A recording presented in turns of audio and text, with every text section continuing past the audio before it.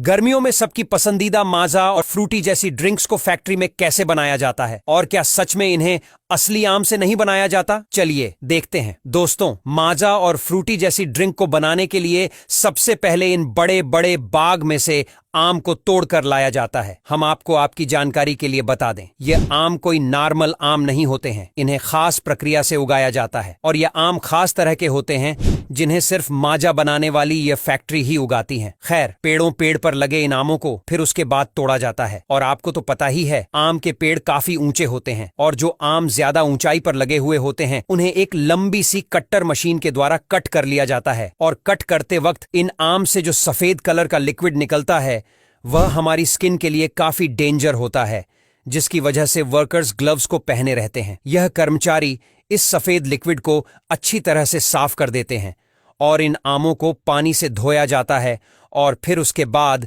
इन आमों को क्रेट में भरकर और इन क्रेट्स को ट्रक्स में लोड करके फैक्ट्री में लाया जाता है और फिर फैक्ट्री में इन आमों को एक बार फिर से पानी में धोया जाता है ताकि जो गंदगी वगैरह बची हो वह अच्छे से साफ हो जाए और उसके बाद आम को लगभग 5 से 10 मिनट तक गर्म पानी में डाला जाता है जिससे इन आमों का फ्लेवर इंप्रूव हो सके और फिर इन आमों को एक कन्वेयर बेल्ट के द्वारा आगे भेजा जाता है और 40 से 50 वर्कर्स मिलकर इन आमों के ऊपरी भाग को काट देते हैं और सड़े गले आमों को भी निकाल देते हैं। इसके बाद एक मशीन में यह सारे आम डाले जाते हैं जो इन्हें कम ही वक्त में बड़ी अच्छी तरह से दबा दबाकर इनकी गुठली और छिलके को उतार देती है और साथ ही साथ इनका पल्प भी बना देती है। हम आपको बता दें,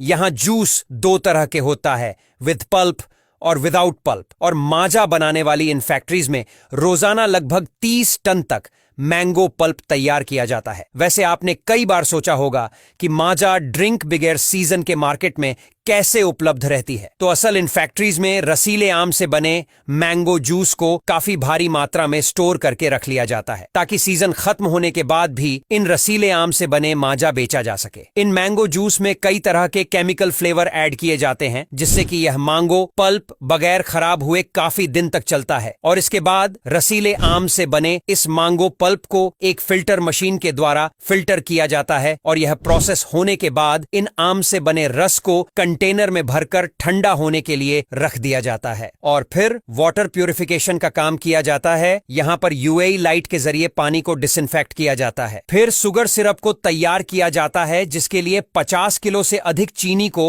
इस बड़े से टैंक में डाला जाता है और गर्म पानी में चीनी को गर्म किया जाता है और शुगर सिरप तैयार हो जाने के बाद इस शुगर सिरप को मैंगो पल्प में मिलाया जाता है और जैसा कि हम आपको पहले ही बता चुके हैं कि इस मैंगो ड्रिंक को लंबे समय तक रखने के लिए कई आर्टिफिशियल लिक्विड मिलाए जाते हैं। इसी वजह से माजा की बोतल के पीछे आर्टिफिशियल फ्लेवर एडेड लिखा जाता है जिसे आप किसी भी माजा की बोतल पर लिखा हुआ देख सकते हैं और उसके बाद इस माजा की ड्रिंक को एक बड़े से कंटेनर में भर दिया जाता है और बोतल्स की पैकिंग की जाती है। बता दें, पैकिंग होते वक्त बोतल पूरी तरह से सादी होती है और फिर एक मशीन इन बोतल्स के ऊपर स्टिकर लगाती है। बोतल पैकिंग होते वक्त बोतल काफी गर्म होती है जिसकी वजह से इन्हें तुरंत एक पानी के सावर से गुजारा जाता है और इस प्रोसेस के बाद इन माजा की बोतल्स को कंटेनर में भरकर और उसे सील करके ट्रक्स में लोड करके हम तक पहुंचा दिया जाता है, जहां हम दुकानों से इस ठंडी ठंडी माजा और फ्रूटी की बोतल को खरीदकर अपनी गर्मी को दूर करते हैं। वैसे आपको जानकर हैरानी होगी कि जिस आम के जूस की बोतल को आप हेल्दी समझकर पीते हो वह असल में इतनी भी हेल्दी नहीं होती क्योंकि इन सभी ड्रिंक में बहुत ज्यादा मात्रा में शुगर होता है जो सेहत के लिए अच्छी नहीं होती और अगर आप इनका ज्यादा इस्तेमाल करते हैं तो आपको कई सारी समस्याओं का सामना करना पड़ सकता है। वैसे आपको कौन सी ड्रिंक अच्छी लगती है कमेंट में हमें जरूर बताना और अब यहां तक वीडियो देख ली है तो फिर वीडियो को लाइक और शेयर करना बिल्कुल भी मत भूलना। धन्यवाद।